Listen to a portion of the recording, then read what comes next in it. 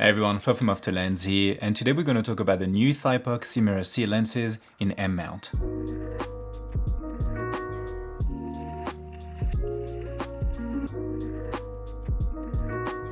I've spent the past 6 weeks or so testing and using these lenses, so in this video I want to share with you my experience, what I like and don't like about these lenses, and whether or not I would recommend them.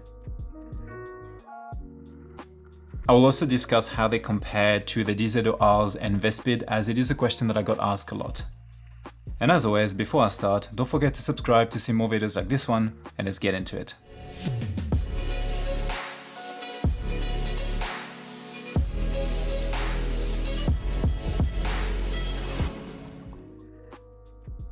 This video is sponsored by Motion Array.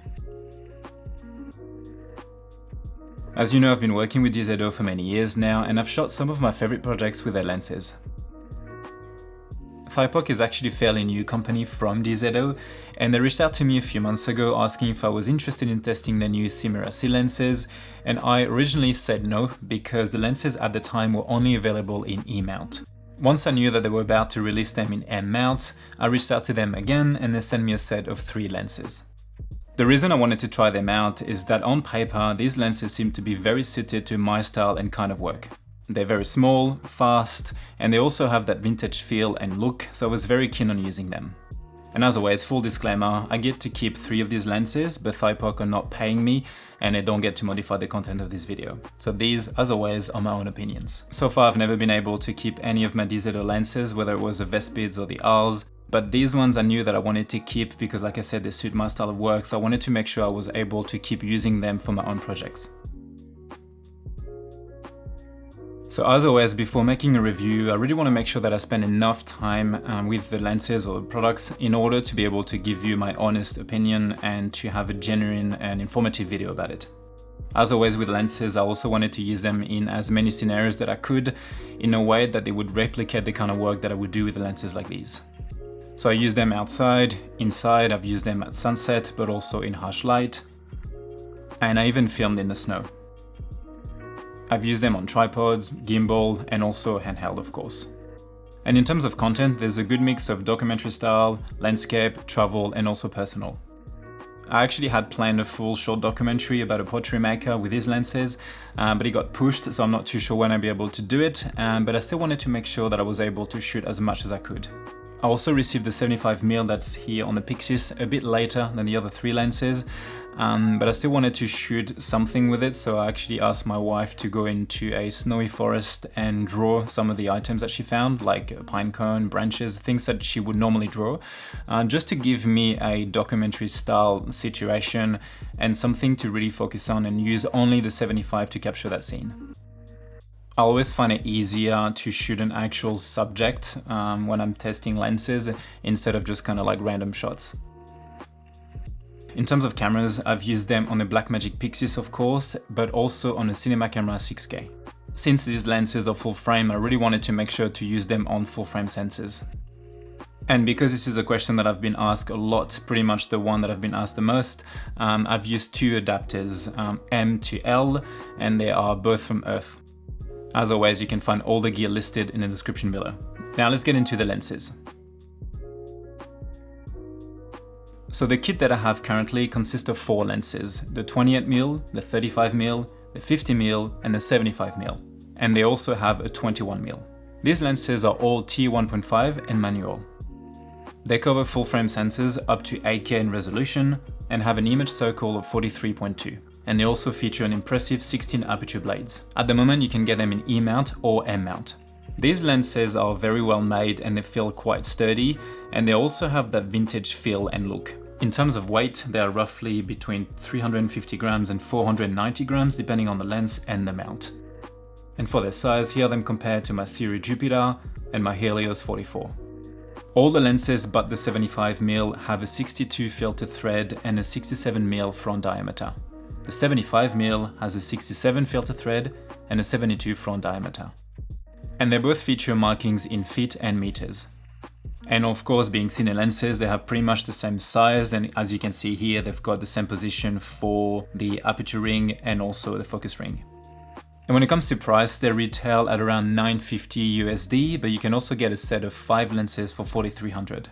And of course, you can find more info on these lenses with a link in the description. Now let's get into the actual review, but before that, here's a quick word about today's sponsor, Motion Array. Motion Array is an all-in-one platform for creators where you can find pretty much everything you need to create videos.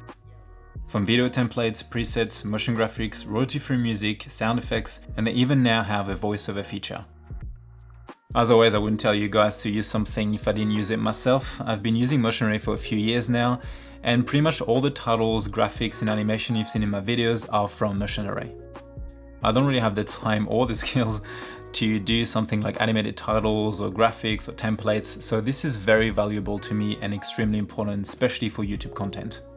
In addition to titles for my video sections and chapters, I also use callouts or graphs for specs or info on specific items, which work very well for a video like this one, for example. It really gives something extra for the viewer and makes the whole experience more interactive and engaging. Everything is sorted by categories such as templates and presets, or by software with Final Cut, After Effects, Premiere Pro, or DaVinci. You have access to over 2 million creative assets, and it's super easy to use and nicely laid out. You also have a choice between a monthly or yearly subscription based on your needs. And of course, feel free to use the link in the description to check out Motion Array.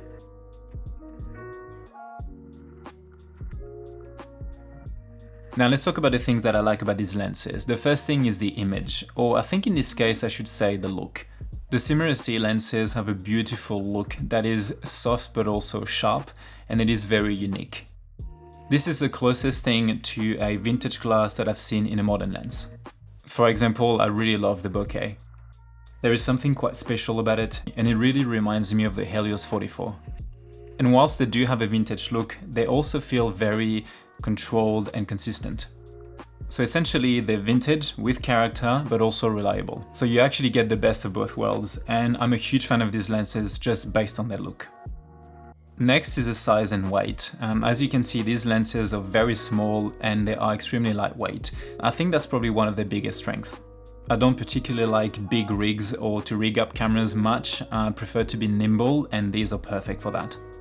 As you know, I love to shoot handheld, and these were a very good fit on both the PYXIS and the Cinemasix6K, and I'm sure for pretty much any other cameras out there as well. In my opinion, they really are made for solo operators. I also used a 28mm on a gimbal with the Cinemasix6K on the RS4 Pro, and it was super easy and light. I also decided to use these lenses because they're so small as a travel kind of setup. So I took the 35mm on the Cinemasix6K and went for a walk in our town for a couple of hours and used it as if I was using that lens on one of my trips, and it was extremely easy, small, very light, and I was very happy with the shots that I got.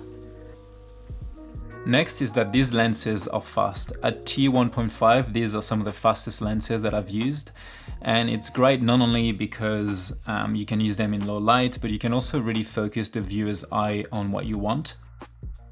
On a full frame sensor, the look that you get at 1.5 is quite impressive. And that's also when shooting wide open that you get that crazy beautiful bokeh, especially around the edges. Next is the shooting experience.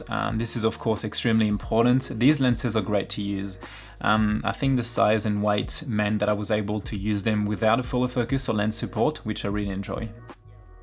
It means that you can really use them in any way that you want. Personally, I really enjoy shooting them just bare bones, handheld, and it really suited the style that I like to have for my videos and for the way that I shoot.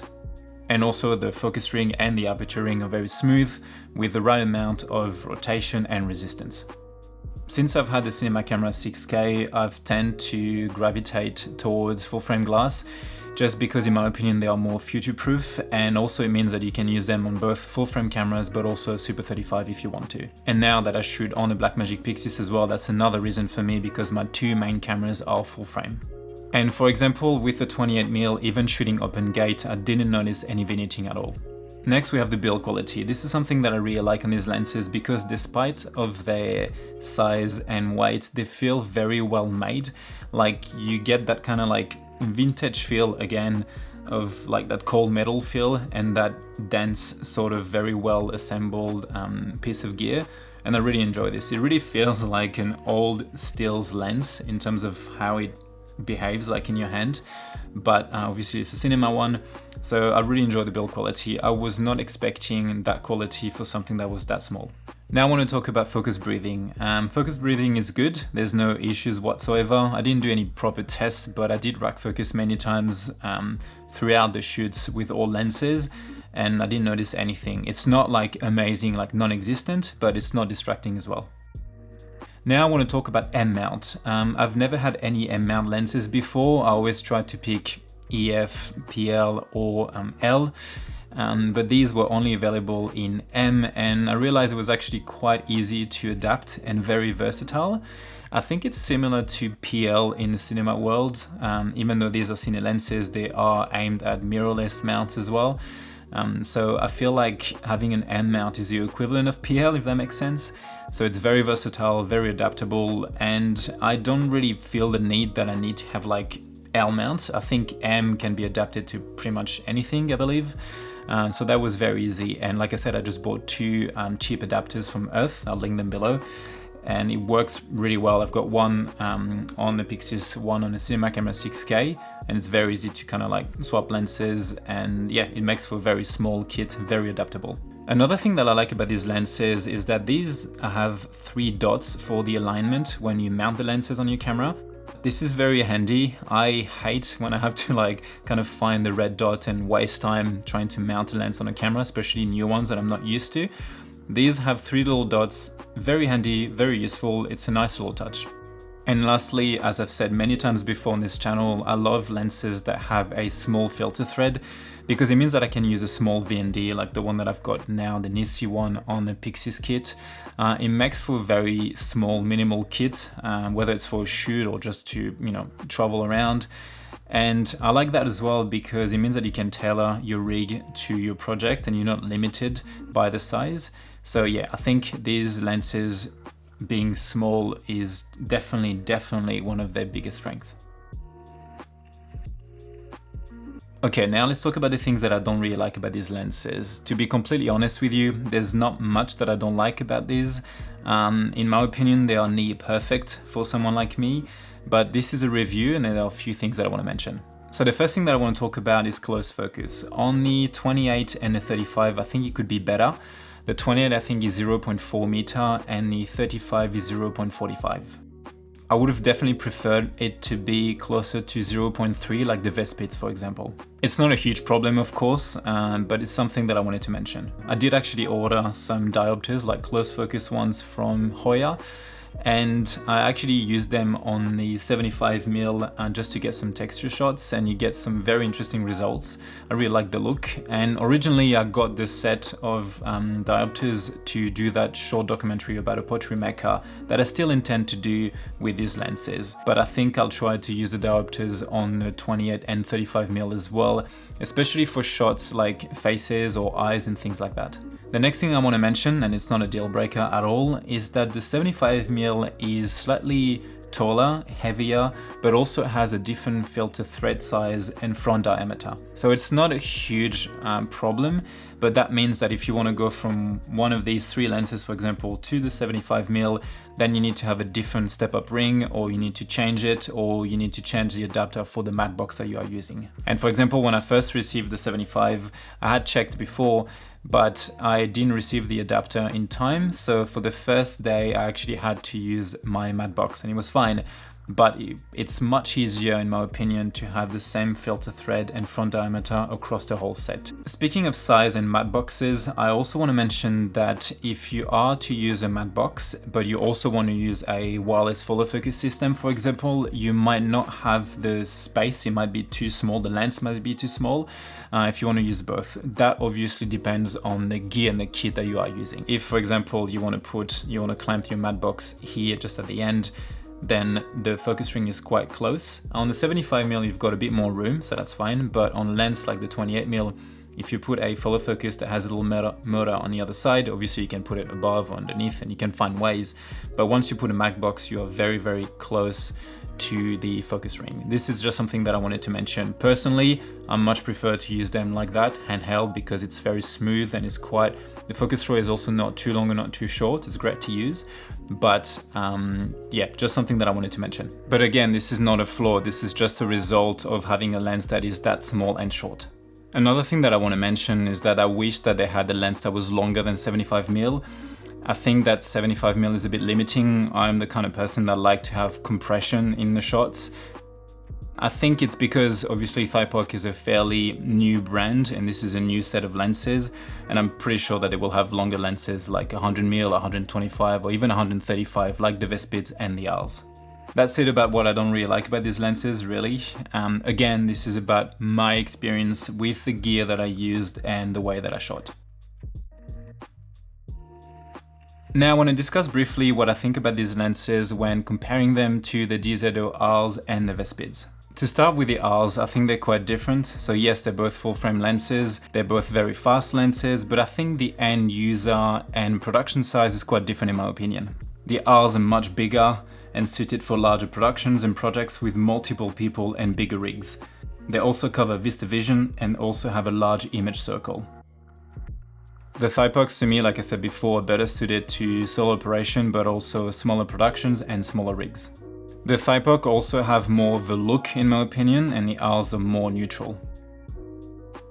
And of course, there's the price. You can essentially buy 4 Thypoch Simera-C lenses when you can buy 2 Arles. Now, when comparing to the Vespids, this gets a little bit trickier because they are closer in price, but also in size. Now bear in mind that I've only used the retro version of the Vespids, not the standard ones. So the Thypoch are much smaller and lighter, like I said before, but the Vespid cover a larger image circle and they also come in PL and EF mount. This can actually be the difference in what makes you choose one or the other, depending on your camera or your sensor.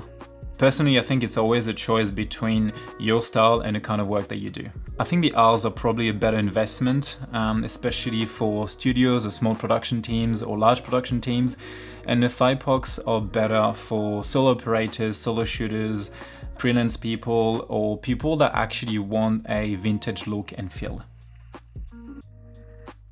And gear is also another factor. If you are using mirrorless cameras, if you do a lot of gimbal work, then obviously these will be much better. But if you are always using rigged up cameras, if you do like bigger rigs, then obviously having the Arles and their weight and size could be an advantage. But obviously if you are shooting just handheld, like I'm just with a very like bare bones kit like this, the Arles, you would need a lens support, you need follow focus and things like that. So to me, they're both great values, just a very different approach and style of filmmaking. I think the Vespids kind of sit in between, it can suit either, but they are slower than the Arles for bigger productions and they don't really have a look or as much of a look as a Thypoch. Hopefully this helps a little. It's always hard to compare lenses because it depends on the person, the project, the style of shooting and things like that. Personally, I've enjoyed all of them, whether it was the Arles on a short documentary I made, the Vespid on the 2 short documentaries I've made, and the Thypoch on everything that I've been shooting for the past 6 weeks. Personally, I think the Thypoch Simera-Cs, personally at the moment, fit me the most in terms of the way that I like to shoot and what I like to shoot. Yes, I would 100% recommend the Thypoch Simera-C lenses. I've been using a lot of lenses recently, modern, vintage. This, I think it's probably the first time that I've found it to be the perfect mix between the two. Like I just said before, these lenses are near perfect for me. If I had to design and make lenses on my own, they would probably be like that. Just not just because of the vintage look and the feel, but also the size and the overall build quality and the weight. It really feels like some of my vintage stills lenses, but in a modern Cine one. And in terms of features, again, they are full frame, they are well made, they are super fast. I think these lenses would be a great investment. They're great lenses to buy for the price and the features you get, especially in the M mount version, because it makes them very, very versatile. but I do hope that they release more mounting options and of course more focal lengths. A few people ask me which one I would keep if I had to pick one, and I think it has nothing to do between the build quality and the look of each of the individual lenses because they're quite consistent, but I will always pick a 35, especially full frame. I think 35mm is a focal length that allows you to shoot everything that you want, from documentary to travel to personal. So yeah, if I have to pick one, it would be the 35. So I think all in all, for the price and the features and what you get with these Simera-C lenses, I think they're really hard to fault. I think that Thypoch really made a very competitive and versatile set of lenses. I can see myself taking these lenses on pretty much everything, not just documentary, but also travel, outdoor and personal content. With lenses like that, you can choose, you can do everything. And I think it's a very, very big plus, and not something that I've seen with many lenses, probably with no lenses actually. To get that build quality, that look and that versatility in something that is also the size of something that would be normally of lesser quality or much harder to use, like vintage glass. This is the best of everything. That's it for me for today, guys. Hopefully you found this video helpful and you enjoyed it. If you did, please consider subscribing. And of course, let me know if you've got any more questions. And as always, thanks for watching, and I'll see you in the next one. Bye. Also, feel free to check out my 2 ebooks, Freelance Documentary Filmmaking and Travel Cinematography, where you can find a streamlined but comprehensive overview from pre-production all the way to marketing, built on years of my own experience shooting short documentaries and travel videos around the world. And if you are interested, I'm also doing filmmaking mentoring sessions when you can ask me anything about a wide variety of topics.